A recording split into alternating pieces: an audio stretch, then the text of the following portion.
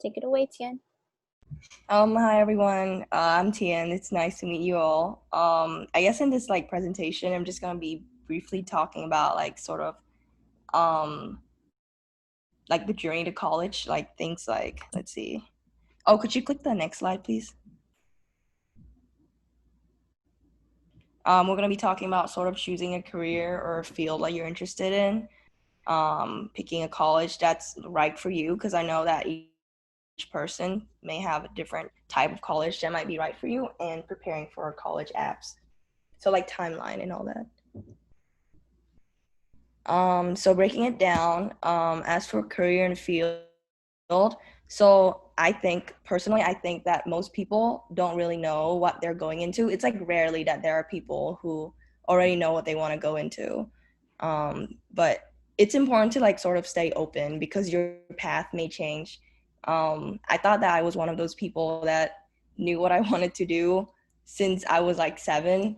So I knew I was gonna be like in the med field, but what I wanted to do specifically, it's still flexible to changes. So it's important to like stay open and explore your options. Think about intersectionality. So a lot of fields, they actually intersect with each other. Like for example, let's say biology and stats.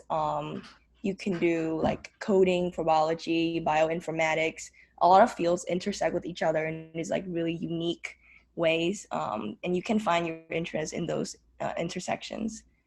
And also finding out what your key values are in like your workplace and what you're interested in. As for picking the right college, so what I do is I create a list of colleges that I want to do more research in, and then I sort them into 3 categories: safety school, match schools, and reach schools. So I'll be talking about that a little bit later. But it's like a useful way to categorize what kind of schools you might be applying to later. And it's a lot of like exploring and researching afterwards around your junior and senior year. And then college apps preparation. I also have a timeline laid out, but some important things to look out for is like your stats. So ACT, SAT, your extracurriculars, and your personal statement and essays. Next slide, please. Thank you. So career field, choosing a career field to go into. So number 1, self-assessment. What kind of work environment do you want to be in? So like, do you want to work with people, or do you like sort of working by yourself? Like, are you a team player? Things like that. What type of work would you enjoy? Are you okay with working under a lot of pressure, or are you more of like a long-term project type of person? Who do you want to work with? What are you interested in, or what skills, like your soft skills such as like communication versus um, more I guess like hard skills like your skills with Excel, spreadsheet, things like that. And then your must-haves, like salary, that's like an important thing to consider. Also traveling, um, how that would work if you have a job that requires you to travel a lot, because the costs do add up. And then your location, um, and is it, oh, there's a typo there, but it says work from home. So some jobs allows you to work remotely, which is actually really important right now because of COVID. um, and benefits and time off, because I know some jobs you have a lot more benefits, like health insurance and all that. But most importantly, will you enjoy it? I think that's one of the most important things you need to consider when choosing a career. um, and the last thing to do is explore and research. Networking, that's really important. You need to start talking to like different sorts of people and asking them about like, I guess like how they came about in their different fields. Like, I think there's a lot more to learn from people. Like, usually when I try to find more about like the fields I'm interested in, I Google, but there's only so much that Google can do for you, because real life lived experiences that people can give to you will always be really important. um, Shadowing and internships, and as crazy as it is, people actually use LinkedIn to get internships. um, so that's a good platform to start using, um, and find things that you love doing, keep learning about it. I'll also be speaking a little briefly on job seeking skills. So 3 things: resumes, internship, and cold emailing. So there's a lot of benefits from an internship. I actually had an internship this past summer with a nonprofit organization that focused on mental health. So some benefits are you can preview something you're interested in, you develop new skills and knowledge. Oftentimes, actually, you develop new skills that you never think you would have, or something that's like sort of out of your normal skill set. You could network with other professionals, earn credit or money, and strengthen your college apps. And as for your resume, some tips are include your past experience, classes, certification, work skills, awards and honors, extracurriculars, like hype yourself up.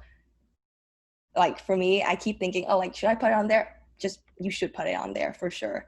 Um, and it's also a living document, so you should consider updating your resume once in a while.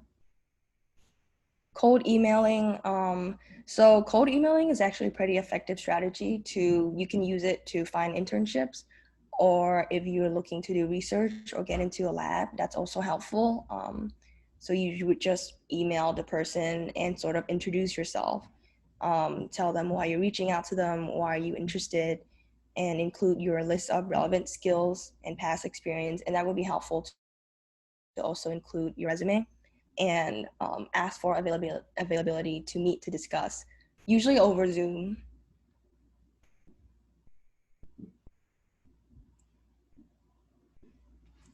So the right college. So this is sort of just like a brief intro to choosing the right college for you. So it does not have to be an Ivy or a big public university. It can look different for anyone. I thought I would be going to a big public university. I ended up going to a liberal arts college instead. So things might end up changing. Um, and there's also options between private versus public colleges. And also another thing to consider is that out-of-state tuition can be more expensive, but that's what scholarships are for. Um, let's see, liberal arts colleges versus universities. So some like differences and similarities is that liberal arts colleges, they focus more on well-rounded education. So I'm at Haverford and they're a liberal arts college, and I have to take classes, like more classes that are outside of my major. So I'm gonna be a bio major, but I'm also required to take more like arts and humanities classes because they really place an emphasis on being well-rounded in everything. Um, and enrollment size is small. Class size are also very small. And they emphasize more on undergrad education. And there's more classroom discussion, because the class size is like way smaller. Um, there's like few or no teaching assistant because like the class size is small, and you also have the professor there to sort of help everybody. And that's one good thing about it is you get to build very personal relationships with your professors, which are good for like recommendation letters if you're going to like grad schools. And there's less competition to get leadership positions. So there's more attention with faculty, that's for sure. And universities, there's more focus on research. That's also because of funding. And so they have like larger enrollment size and therefore larger class sizes, lecture classes. And they offer graduate, PhD, and more professional education degrees. And they have more teaching assistants as well. One thing I noticed is that research labs at liberal arts college are just led by the professor, but at universities you're going to have like TAs in those research labs. And you would also get more like name recognition because bigger universities get more name recognition that way, and more focus on athletics. And as for the social scene, liberal arts colleges, since they're smaller, everyone sort of know each other. And in universities, it's bigger, so there's more anonymity if you're looking for that. So your college list, this is what I do with my list of colleges. I used to have so many and I didn't know how to sort them, so I found this helpful. You would split them into 3 categories: safety schools, match schools, and reach schools. Safety schools are like where your stats, like your GPA, your SAT, your ACT, your transcript generally, exceed what normal accepted undergrads would look like. Match schools is like when your stats and transcript match what normal accepted undergrads would look like you would fit perfectly right in. And reach schools, like, you know, it's a reach, your academic qualification can be below the average accepted student, but there's still a chance of you getting in if you have like a great, like exceptional personal statement or extracurricular or something that makes you really stand out and they really want you there. And most importantly, keep doing your research on the schools and keep exploring. Um, I'd encourage you to reach out to undergrads from those schools or talk to the admission offices and visit the school to sort of get the vibe of what the college feels like, or if you can see yourself fitting in there. What I did was I attend fly-ins. So I'm like a low income student, so that means I would get to access overnight host programs. I could stay in the college for like a weekend for free. Um, and there's like programs for me to visit the classes and have an undergrad host me. And it's really important to sort of get the vibe of the school. Preparing for college apps. So that's like the rough timeline of what I see could work. Ninth grade, you're starting off. There's no need to worry about college yet. Um, it's more important to explore what you like at that stage and start joining clubs and finding extracurriculars. So extracurriculars don't have to be clubs. It can be like just like sports, or if you have a passion project, something that you're really passionate about, you could do that too. And in 10th grade, it's about time to start narrowing down on it. So what college really value is like commitment. So they would rather you do a few things, but you do it really well, rather than you do 10,000 things, but you don't really get an officer position, or you don't really level up in those. In 11th grade, that's when you take your SAT and ACT, and retesting is totally normal. I would suggest taking your SAT or ACT a little bit earlier on to sort of gauge where you're at so you can retest as much as you can later. I retested like 4 times. So, I mean, yeah, retesting is totally normal. It's totally okay to prep as much as you need to get the score that you're aiming for. And continue with your leadership activity. So before, if you were like a normal member, now you can be like an officer or the president or whoever who has more of a leadership role. And in 12th grade, that's the college app season.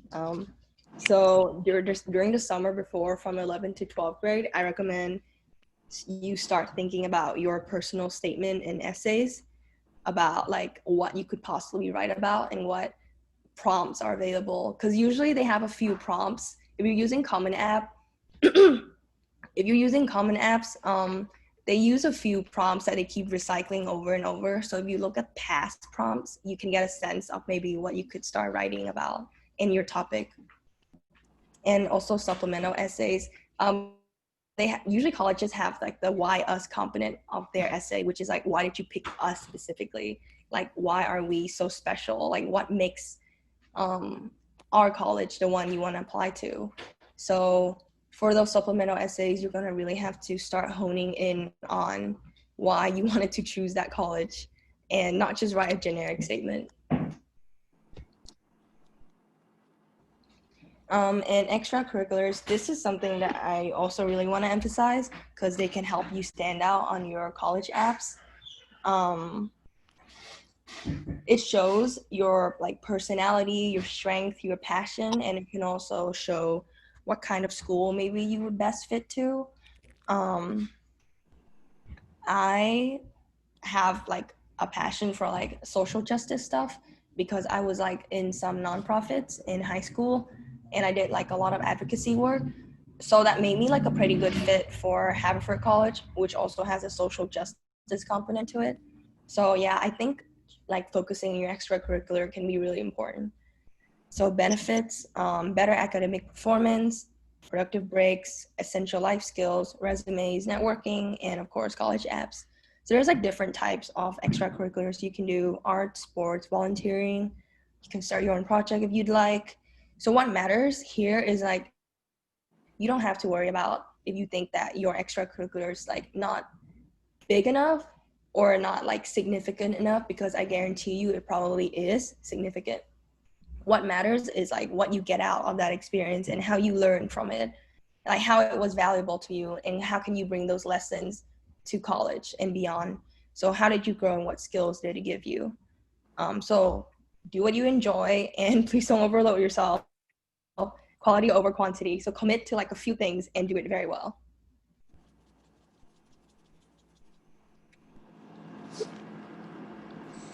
And your personal statement and essays. So these are a few tips I would give considering writing your personal statement and essays is show, don't tell. So I would say that's like telling a story. You would tell a story, but you wouldn't just be like, so you would show how you learn a skills. For example, instead of saying, I learned how to network, you would give more specific examples of I talked to this person and what kind of skills did I learn, how the experiences have shaped you, and choose the prompt that you can tell your story the most, and revise, revise, and revise. That's like really important. And it's also you should get an extra pair of eyes to look over your personal statement and essays just to get a second opinion. And I think that's about it. Thank you for listening to me, and feel free to email me if you have any questions. Does anybody have any questions for Tien right now? You can type them in the chat or you can unmute yourself.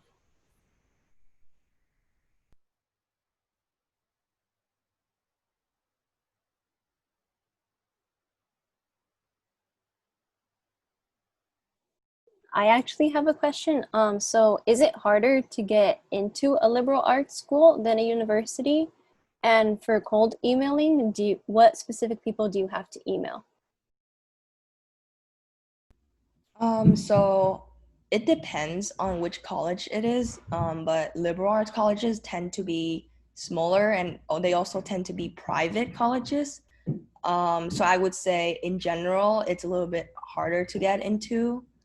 Um, and, and as for, could you repeat your question on cold emailing? Okay, so I asked if which people should we email if if we were to ever do cold emailing?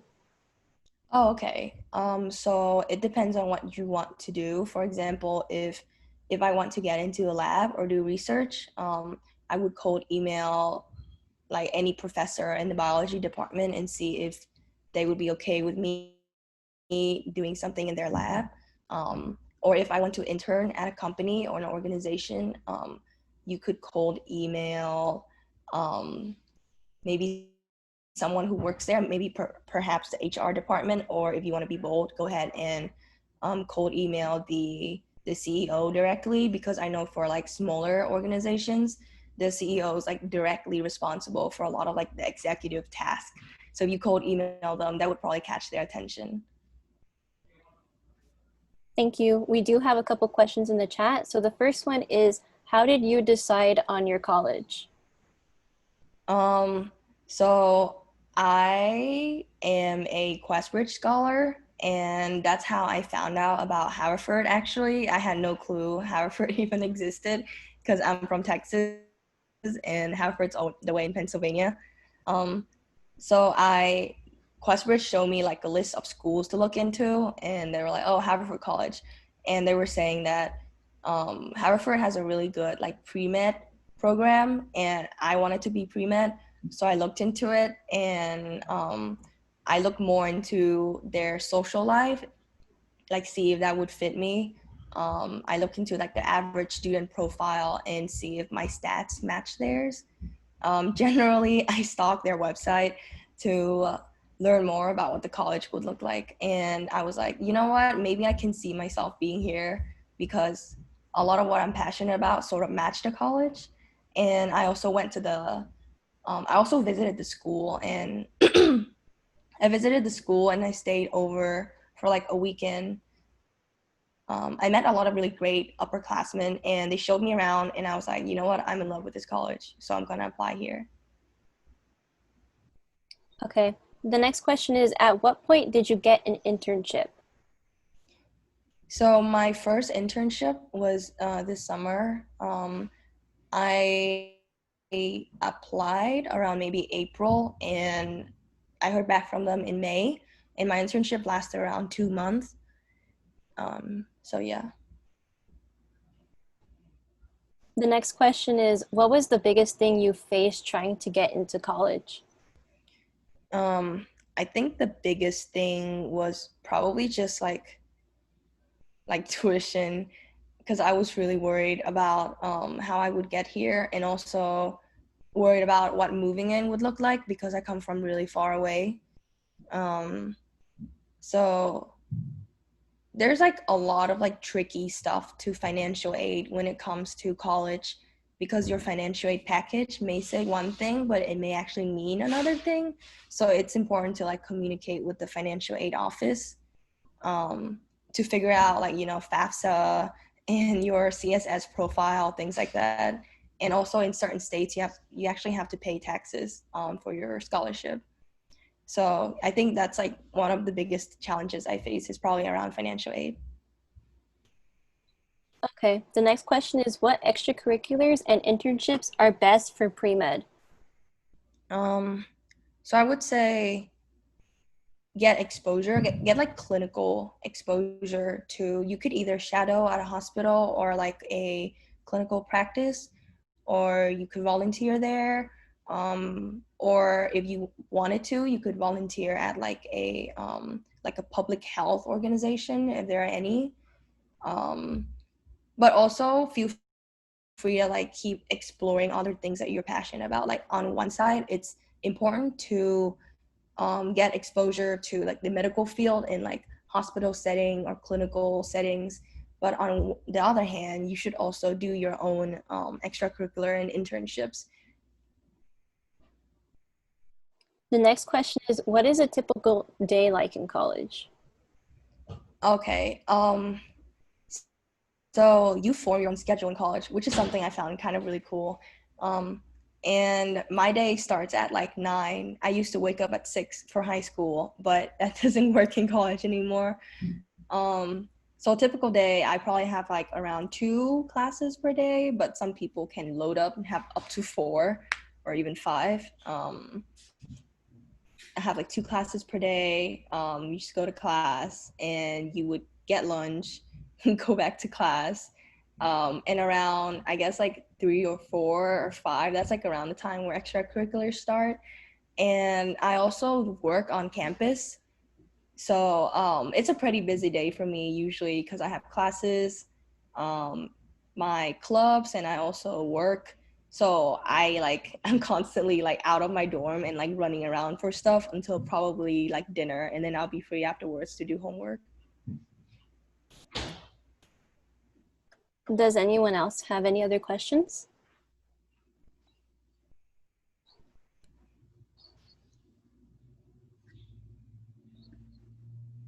If not, we can move on to our next speaker. Let me pull up her presentation really quick.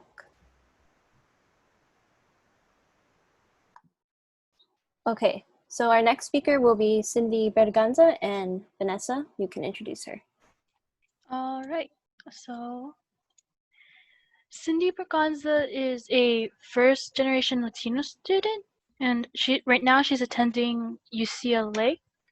Right now she's majoring in both psychology and political science. She's currently on the path to getting a GED/PhD dual degree in hopes of practicing immigration/civil rights law, while also simultaneously conducting research in political psychology. Cindy is also the PR director for the BP Scholar Network. So yeah, take it away, Cindy. Hi, everyone. Nice to meet you guys. Like she said, my name is Cindy Berganza, and I'm part of the Baldwin Park Scholar Network. So what we are is that we're a little organization rooted in Baldwin Park in order to help the future of students in Baldwin Park. So what we do is just we help you guys navigate through higher education or whatever you decide to go on. So it's nice to meet you guys. Next slide. So just a little bit about me. I graduated in 2018 from Sierra Vista High School. I was valedictorian of my class. After that, I decided to go and study psychology and political science. My focus in psychology being social psychology, and my focus in political science being race and ethnicity and politics. So I attend UCLA and I'm going to graduate in 2022. So I'm about to start my 3rd year. So for my career, I'm hoping that I get a Juris Doctorate and a PhD, dual degree. And what this really means is that I want to be an immigration and civil rights attorney, while eventually later on in my life becoming a professor at a university, hopefully teaching immigration and or civil rights law at a law school. So a couple of hobbies that I like to do, I like to paint, I like to draw, I like to travel. In the last 2 years alone, I've been to like 4 or 5 states for conferences or just for fun. I go to a lot of concerts, which is like a nice little debrief from college itself. And then I volunteer, I go to different high schools and provide tutoring, and then I work at a food bank too. So next slide. So a lot of people always ask this question and they ask, why UCLA? So personally, I had no clue about anything at UCLA, which is really interesting for someone who comes from SoCal, right? The reason I chose UCLA is because I got offered a full ride, which I'm extremely grateful for. So I'm a first generation student of color. My parents immigrated here when they were 20 years old, and we didn't have much money to our name.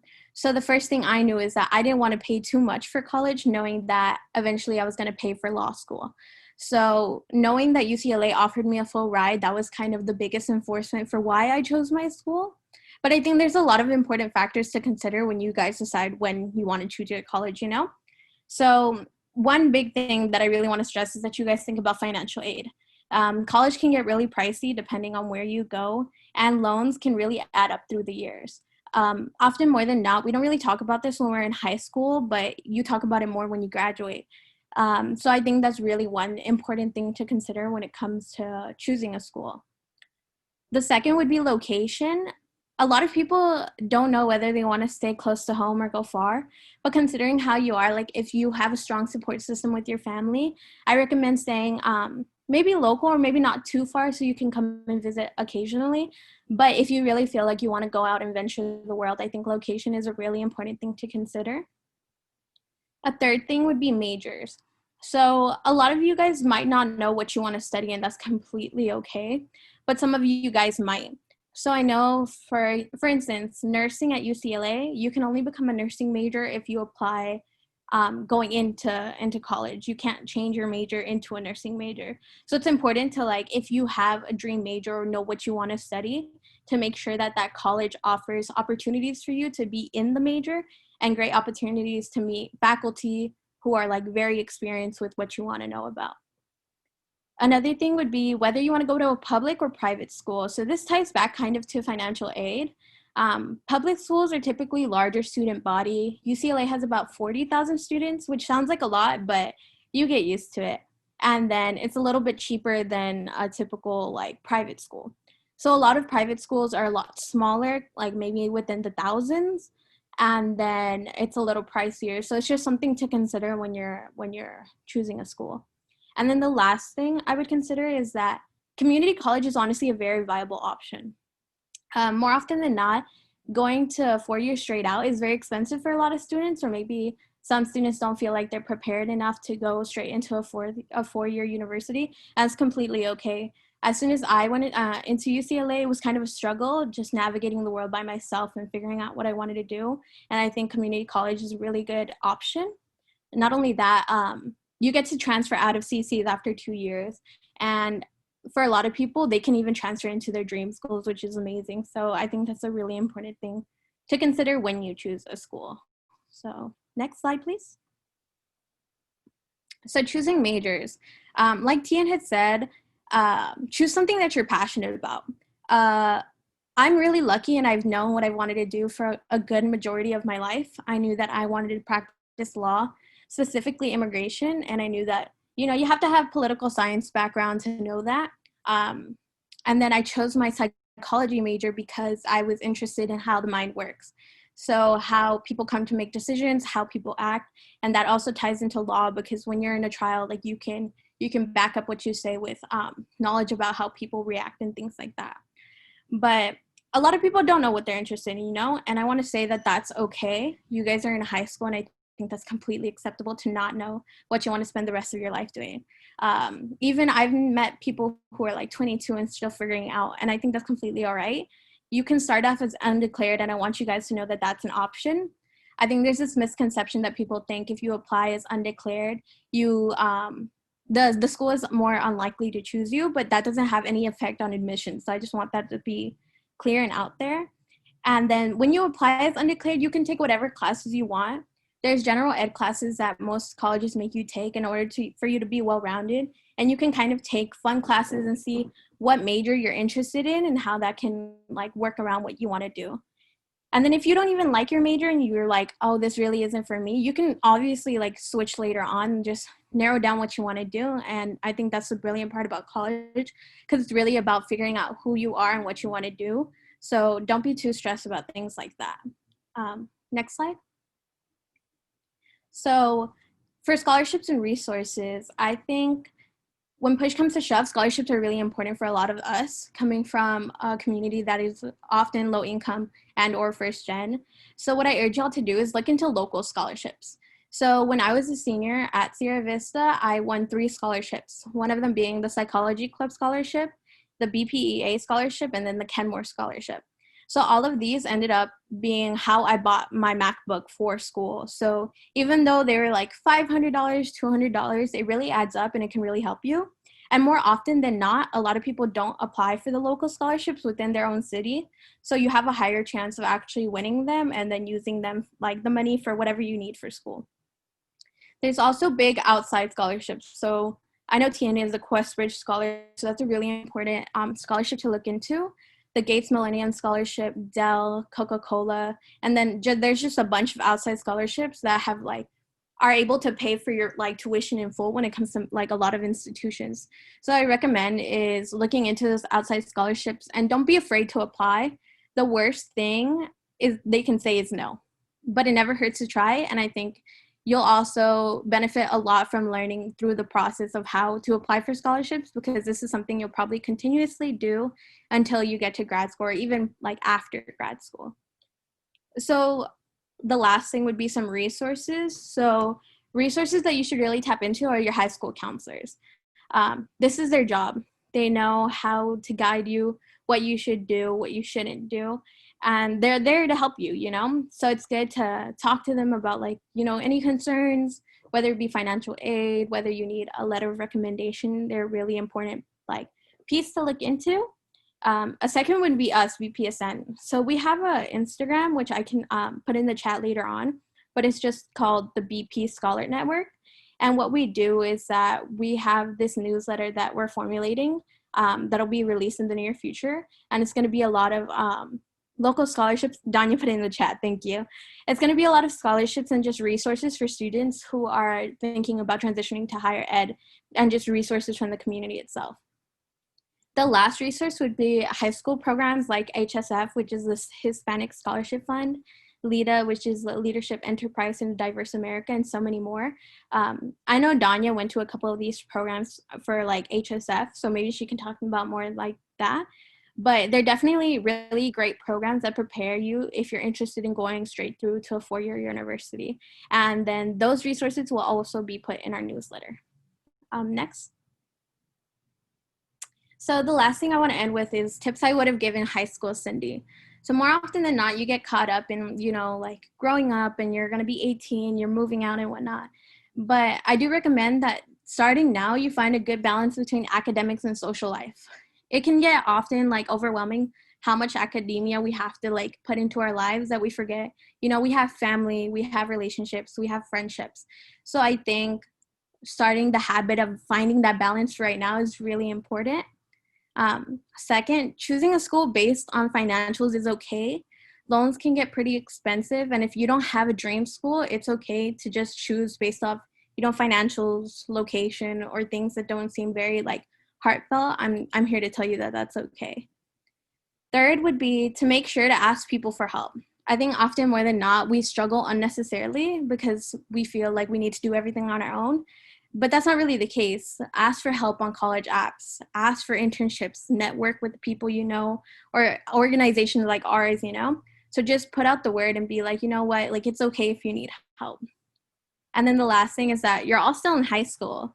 So even though we're all interested in, you know, being successful and going to a 4-year, make sure you have a good time while you're there, because some of those memories you will carry like for the rest of your life. So I think that's the last thing I have to say.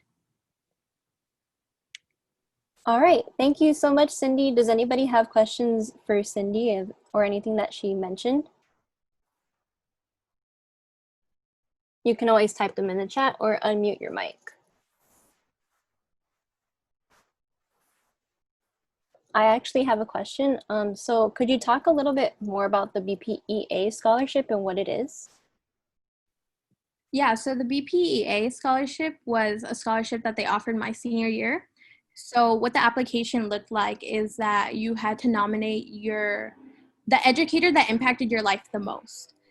So I had nominated one of my Spanish teachers back at Sierra Vista, and you had to show how they have kind of guided you through the process of becoming who you are and who you want to be.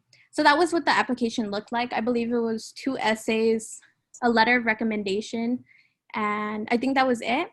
And I got that application through my counselor at my high school. So I know that they do BPEA scholarships annually. So if you're a senior, I think you should put the word out and just ask about that. And it was a solid, I believe, $500. So it really helped me like to fund things that I needed, like a laptop itself. Okay, so we do have questions in the chat. The first one is, when you win a scholarship, where does it go? Is it under your name when you apply to a school, or is it in the bank? So this looks for different, like depending on these scholarships. So at UCLA, I'm a Regent Scholar, which gives me the full ride at UCLA. That automatically goes to the school. But when it comes to more local scholarships like the BPEA, the Psychology Club, the Kenmore, they wrote me a check and then I just got to deposit that into my bank account. So different scholarships have different guidelines, and that results from like how the grant is written for the money to be given out. But it could be either or. So it's like a 50-50. The second question is, how did you decide on your major? So I'm a double major. I chose psychology and political science. I chose psychology last minute. So I was going to go into UCLA as a math major because I'm very much a math person and I knew that like I really enjoyed doing it. But the thing is, I've always wanted to be a lawyer. So I was kind of like, you know, if I'm a math major, how am I going to incorporate that into law? So my senior year, I took an AP psychology class and I realized I really loved the information and being able to understand why people do what they do. So that's the reason I chose the psychology major. And then as for my political science, I was always interested in government and just how, you know, the legal field worked. And I felt that that was the best choice for me to focus. And then my concentration in that major is race and ethnicity. And for that reason, it's because I'm interested in doing civil rights law, which is often, you know, has racial biases. So I wanted to learn and have a focus on that itself. The third question is, what exactly is BPSN? So the BP Scholar Network is basically a network of alumni.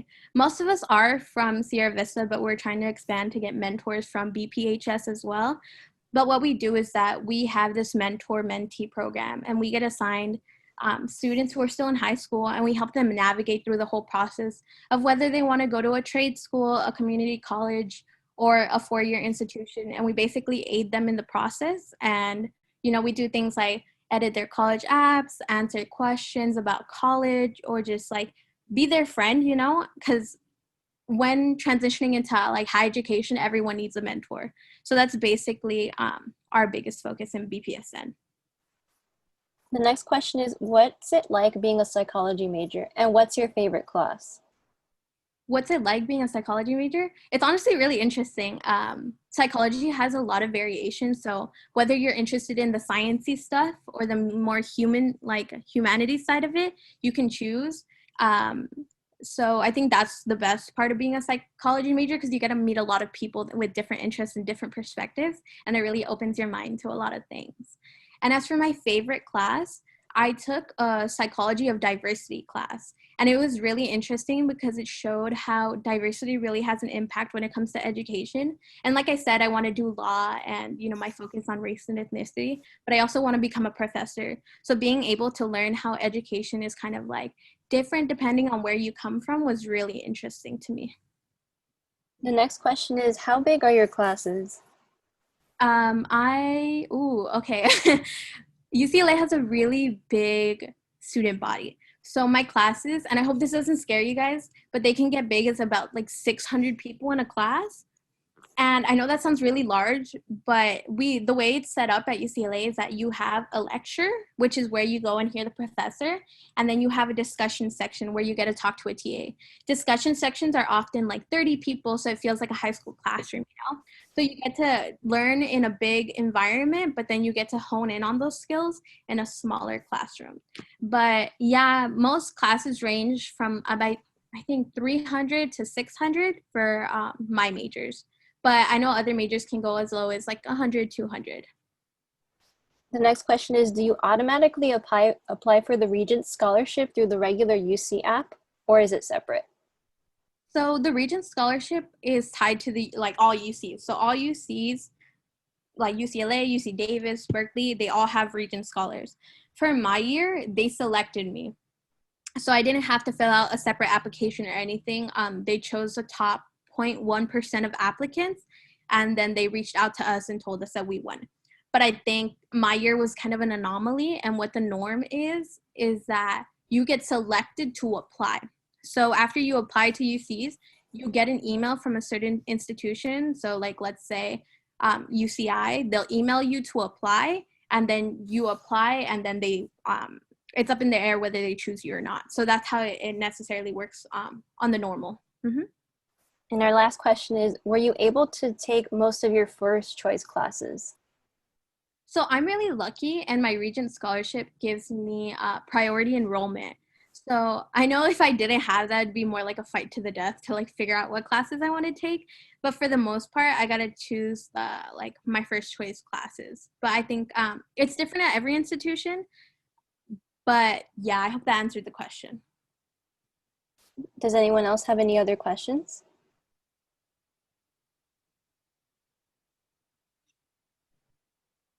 If not, we can move on to our next speaker. Let me pull up her presentation. Okay, so our next speaker is Dania Duran. Vanessa, you can go ahead and introduce her. Okay, so our last speaker is Dania Duran. So Dania is a rising junior at USC, and right now she's studying electrical engineering. She's involved in research in photonics and various student organizations such as SEDS, SHPE, and AUV. Dania is also the founder and event coordinator of the BPSN. So take it away, Dania. Okay, hi everyone. My name is Dania Duran. I am a junior studying electrical engineering at USC. As Cindy mentioned, I'm also an HSF scholar and the founder of BPSN. Can you go to the next slide? So I feel like Tien and Cindy both covered a lot of things, so I'm just going to kind of talk about a little bit about myself, and hopefully if you guys have questions, you guys can put them in the chat. So like I said, I go to USC. I'm a third year. I've had a few internships throughout my career in college. So this past summer, I worked at Toyota. I've done some research at the Children's Hospital in downtown LA my freshman year.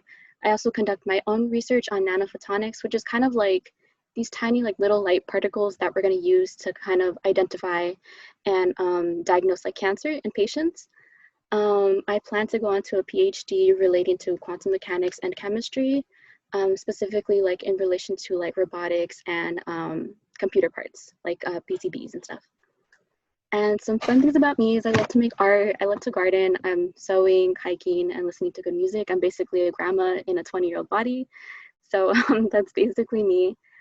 And I also kind of wanted to mention the reason I chose USC is I applied to a lot of different schools just because I thought like, oh, like I'm not really gonna get into something. So I think I over applied.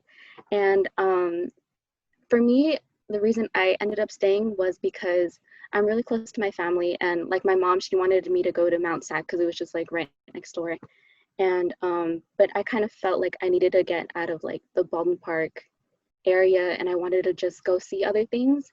And so I was really in between USC and the New York NYU, the New York Institute. And the reason I didn't end up going to New York is because there's out-of-state tuition fees.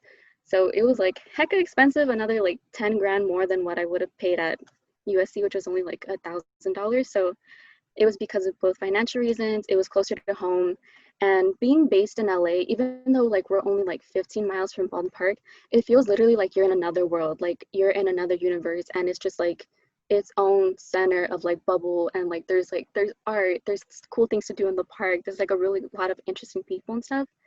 So I feel like it was a good balance of like wanting to get away from home, but also being near enough so I can go back home, or I won't feel like I'm always homesick or anything. And so yeah, that's definitely why I chose USC. To be honest though, like I just kind of like guessed in choosing schools. I know Dien mentioned that she did like a lot of like safety match and stuff. Being a senior, I was really confused, and I didn't even know if I wanted to go to university. I thought like, oh, I can do like a CC for a few years, and just kind of play it out that way. But I decided to do something different and challenge myself. And I felt like if I would have stayed in a CC, I never would have left Baldwin Park.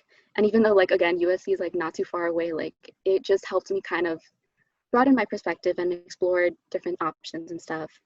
And yeah, so if you want to go on to the next slide. So I believe Cindy mentioned earlier about kind of like that work-life balance. So with that, I kind of played that out into my involvements. So like I said, I do my own research that I've been conducting for 2 years. And I'm also on a bunch of design teams. So we're like making our own little submarine, and I'm working on like different divisions within that. I'm also part of like the Society of Hispanic Professional Engineers. And what that is kind of a big like clubs for Latinos or Hispanic identifying people. And it's basically just another familia, like, you know, going to like some of these big universities, like it's predominantly white, and that can feel really intimidating, at least for me. Like it made me feel like, oh, like I'm an outsider, even though like I've been to LA, like I know LA, it's like my home. But so for me, I personally really needed like another familia where I can kind of feel at home.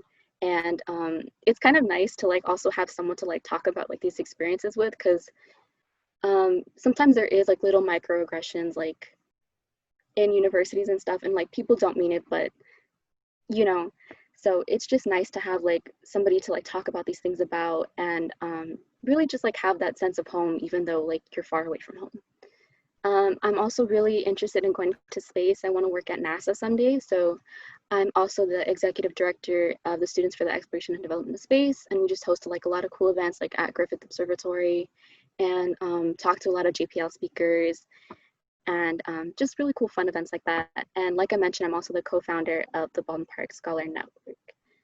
And yeah, I see there's a few questions in the chat. I don't know if I should answer those now or how y'all If want to you'd do like, it. you can go ahead and answer them now. Okay. So when I applied, I think I applied to maybe like 10 schools. I know you get a certain amount free with the Common App, but I was just nervous, so I ended up paying for like 2 more, I think, just because I saved up like my quinceañera money, and I was like, fuck it, I'm gonna apply. So I did that. And for me, I did always want to go into engineering. I was very much like very into like science, physics, and math. The thing was though, I sucked at all of those subjects. I got like a 1 on my physics exam for AP Physics. And even though like I wasn't like school smart at it, like it was still something that I was really passionate about, and I was really curious about it.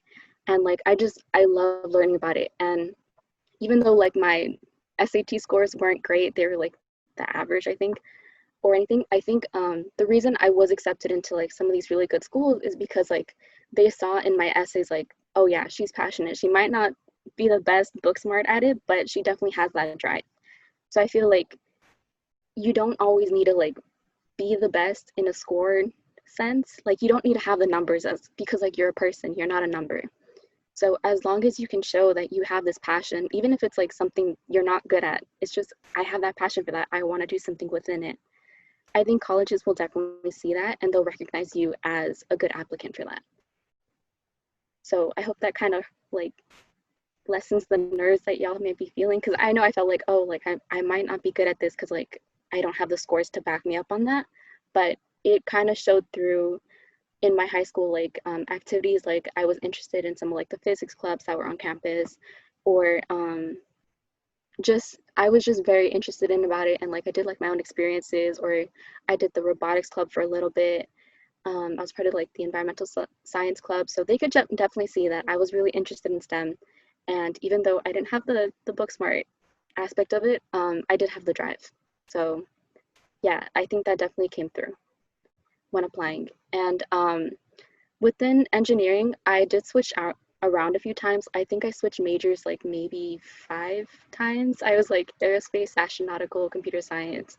I did biomedical for a bit, and then I finally stuck to electrical engineering just because like with electrical you can kind of do anything, which is one of like the good things about going into like a very broad engineering field. And on that note, I feel like I switched around a lot because like in high school, although I was like really into STEM, like I didn't really have experiences within like each of those divisions. So I was like biomedical engineering, like what is that? Like that is so cool. And I think definitely like your freshman year of college is your exploration year. So I'm not saying like don't take it seriously, but don't be afraid to like go outside your major and take classes if you're able to in different areas of study. Or for me, like I did some research in like a biological and chemistry lab, and I was like, holy shit, like this is really cool. Like I want to do something like that. And so that kind of inspired like some of my passions as well. And even though like it's outside my major or my area of study, like it's still something that I can learn about and want to carry through. Your path of success is not linear, and it's not going to be the same for everyone. So like there has been some people in my class who are like maybe 40 or 50 years old, and they're still going back to college just because they're like, oh yeah, like I realize like I'm interested in this now. So don't be afraid to not have like a traditional path or role. Like Cindy mentioned, like CC is very much a viable option, and you don't always need to go to like the best school. I realized like going to like USC, like the education is literally the same if I go to a CC or a Cal State. I think I will say the only thing that's different is that I think the opportunities at a university are very easy to access versus like if you go to some of the Cal States, it might be a little bit harder. But that doesn't really play a role into determining like what you get in the future. And by that I mean like for example, I went to JPL over the summer just to like go ask around and like talk about internships and stuff. And one of the girls there, she was one of the chief executive engineers, and she actually went to Cal Poly Pomona. And so like what she said is like, yeah, it was a little bit harder for me to get this internship, but because I had the drive and again the passion and the willingness to do it, like I made it happen. So I feel like no matter really where you go, as long as you have your determination and your passion for whatever it is that you're interested in, things will happen. Just follow your dreams and like the rest will fall into place. Not to get all cheesy, but like I feel like that is very much how it goes. So yeah, don't be afraid. Should our ECs be related to our major? Honestly, I feel like your extracurriculars are just for you. Sometimes it is nice to have something relating to your major just because like you're able to explore that a little bit more. So like if you're interested in robotics and you do like a robotics club, that helps you get more of those skill sets. So when you do get a job, you're like, oh yeah, like I already know how to work with this. I know how to code. I know how to do this. But at the same time, like if you're passionate about social justice, but like you're in engineering or you're interested in art and you're in engineering, like you can totally do an extracurricular within that. And it's like, it's fine. It's your outlet. It's something fun that you can do on the side. Like not all of your hobbies have to help you get a job in the future, if that makes sense. Sometimes they're just for you. They're just for your enjoyment. Like this is your life too. Like even though you are a college student, like you don't have to be school all the time. You can have fun. It's okay. You have permission to. And so yeah, don't be afraid to do that as well. For me, it was kind of easy to enroll some of my courses. Well, actually, wait, do you mean like enroll, like sign up for courses, or do you mean like transition? I think Karen wrote that in the chat. Oh, to sign up? Um, it depends on enrolling. If you take a lot of APs in high school and you get either, I believe, a 4 over 5, or maybe a 3-2. It depends on your institution. If you get a high AP score on that, you're able to like omit taking the class in university. So like, I think I got a few, I think I got like a 4 in environmental science and then like a 4 in chemistry. So I didn't have to take either of those classes when I was a freshman. And so by not having to take those, you're kind of like at a higher standing. So like when I enrolled freshman year, I was able to enroll technically as a sophomore and have sophomore standing, which meant that I had a little bit of priority, kind of like how Cindy said with her Regent Scholarship. I was able to register just a little bit earlier just so I can get some of the classes I want, because I was technically seen as like an older student, even though I wasn't.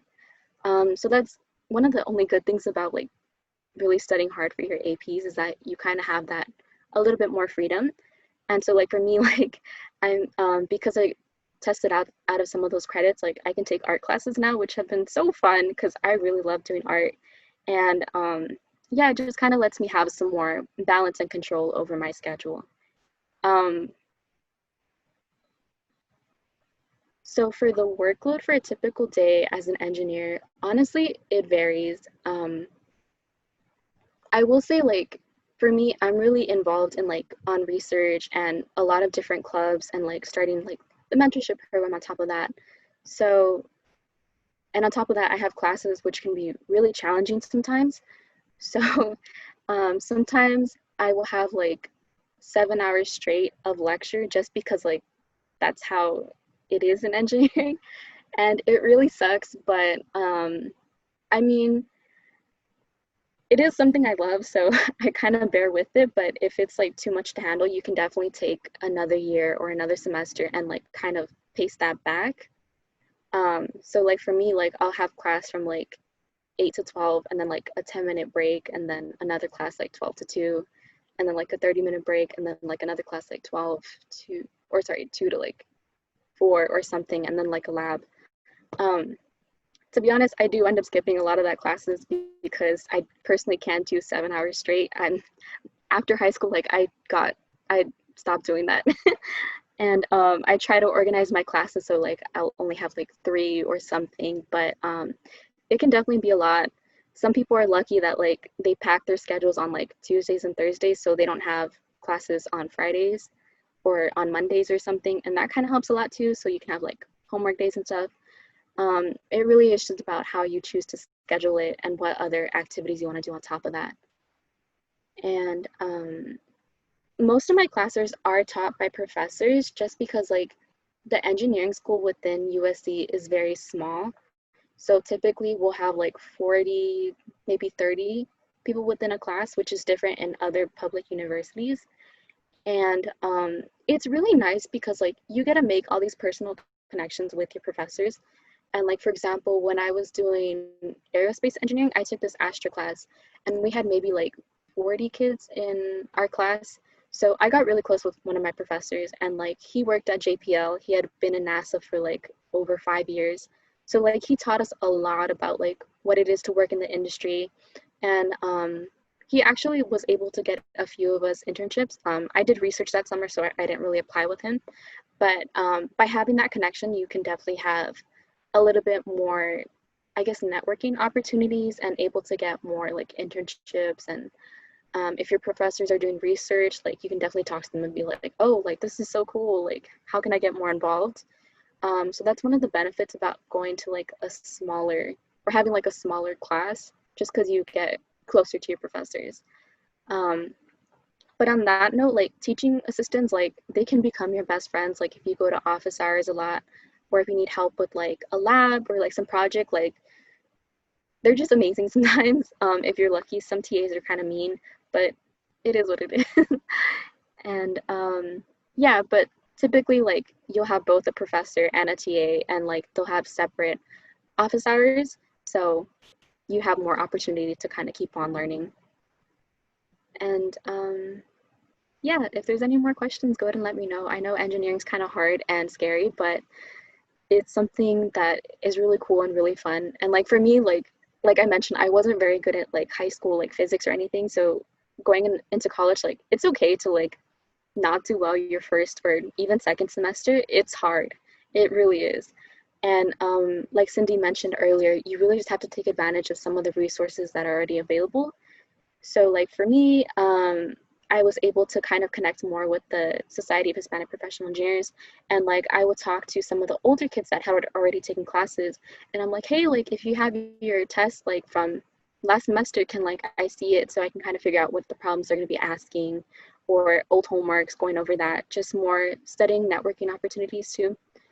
And that really helped. Sometimes there's like special centers that just do tutoring for engineers depending on where you go. And yeah, so, oh, what do engineers do? Oh, okay. Engineers are basically big problem solvers, and they use science to kind of solve a lot of these problems. So it can either be like a coding problem, like building a robot, or for me, like I'm more in like the mad sciencey kind of thing. So I like working with lasers and optics and kind of using all these like really tiny microchips to be able to like tell if someone is like experiencing an illness, like if they have a certain like pattern, if they have like cancer or something. And the benefit of like using really tiny microchips is that like you can literally just prick your finger and then be able to tell, which means that it's easy to test everyone if like you feel like, oh, they might be likely to have it. Or yeah, it just makes it more accessible to people instead of like doing like all these really invasive testing and stuff.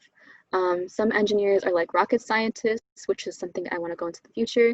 So like they help either build the robot, coding it, or designing the chemical structure so it's able to go through the atmosphere and be able to come back down without burning. Some engineers do really cool stuff. Like my friend, she designs like makeup and like all those like face cleansers and everything by using like solely just like chemical properties that are like beyond me. So I don't know how to explain that, but it's really cool how she's able to like engineer that within a lab, and it's actually really useful and good for you. Yeah, so engineers are just really big problem solvers. So no matter what your problem is, like you can find a solution through engineering. And the STEM program at USC, it's definitely very rigorous. So like my first semester, like I got straight F's, but luckily they have this thing called freshman forgiveness. So you're able to retake some of the classes and hopefully do better a second time or a third if you need to take it again. So it could be definitely very hard, but again, just you're not alone in this. And hopefully you're able to connect with other people who are also within the same program and be able to kind of work on these problems together so everyone can succeed, which is nice. But at the same time, I think like as a freshman, I thought like, oh yeah, like I need to kind of like stack my course load just because like they give you this like freshman booklet that kind of says like some of the classes you should take. But honestly, if you're really nice with your counselor and like you really develop a bond with them, they can like seriously help you like, okay, let's try to step it back a little bit. This class is really hard. Maybe don't take that with this other super hard class. And I didn't think about that. I just kind of thought like, oh, I need to take this class in this order. So that's kind of what I did. But that was very dumb of me. So yeah, don't do that. And just again, talk to your advisor about kind of minimizing the rigor. And I'm not sure if we're out of time or if I should keep going, but I'm also going to leave my email at the bottom. So if you guys have any more specific questions, you can go to talk to me about that. Engineering and STEM, like it's a really big thing. So if you have questions, let me know. Okay, so we actually are a little bit short on time, so sorry we're gonna have to cut your presentation short. But if you guys do have questions, you can go ahead and type them in the chat. So we actually have some breakout rooms set up. So the people's names that I typed in the chat, we will be setting those up shortly. You will be assigned into breakout rooms with Cindy and Dania, while the rest of you, we will talk about our activity while those breakout rooms are going on. and we'll talk more about that when that starts. But for now, you guys, if you have any more questions, you can go ahead and message anybody in the chat and let people know if you have anything else that you would like to ask.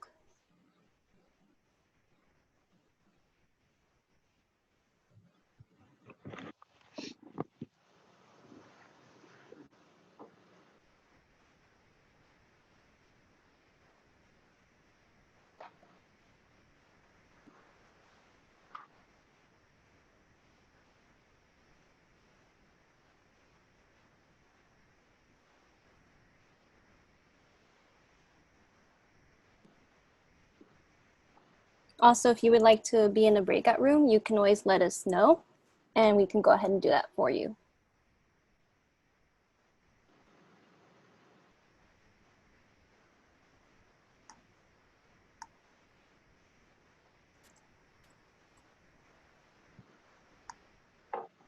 Okay, so if you requested a breakout room, you'll be moved there right now.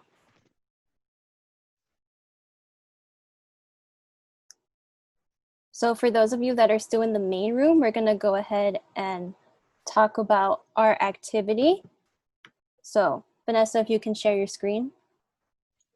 Yeah.